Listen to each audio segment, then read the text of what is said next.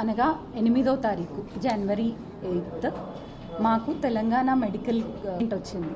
దాని ప్రకారం ఎల్ రవీందర్ రెడ్డి అనే పేరుతో ఉన్న వ్యక్తి అక్కడ ఫేక్ డాక్టర్గా చలామణి అవుతున్నాడు.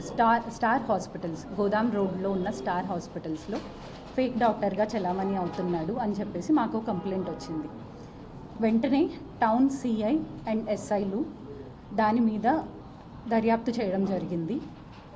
సో ఆ రవీందర్ అనే వ్యక్తి పరారీలో ఉన్నాడు. మా వాళ్ళు దర్యాప్తు చేసి అతన్ని పట్టుకున్నారు. సో దాని ప్రకారం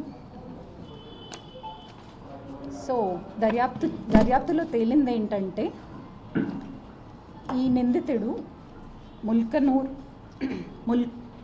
ముల్కల రవీందర్ అనే అతను. నిందితుడి పేరు ముల్కల రవీందర్. ఇతను మంచిర్యాల నుంచి.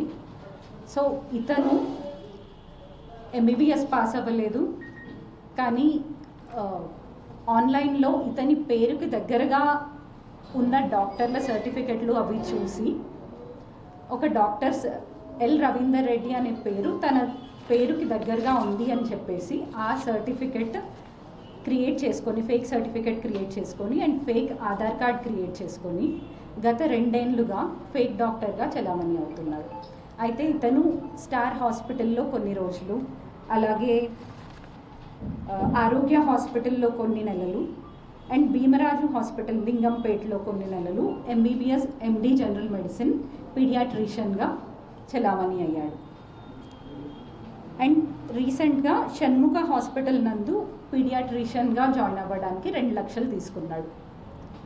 సో నకిలీ డాక్టర్గా ఇన్ని రోజులు చలామణి అవుతూ ప్రజల ఆరోగ్యాలతో చెలగాటం ఆడుకుంటున్నందుకు ఇతన్ని అరెస్ట్ చేయడం జరిగింది మా CISIలు కలిసి. సో ఇతన్ని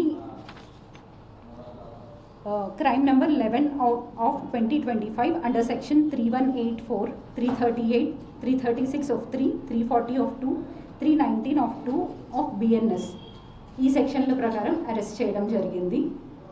సో ప్రజలకి మేము విన్నవించేది ఏంటి అంటే, మీకు ఎక్కడైనా ఇలా ఫేక్ డాక్టర్ లాగా ఎవరైనా అనిపిస్తే వెంటనే మా పోలీసులకి ఇన్ఫర్మేషన్ ఇవ్వండి. మేము ఇన్వెస్టిగేట్ చేసి వాళ్ళని అరెస్ట్ చేస్తాం.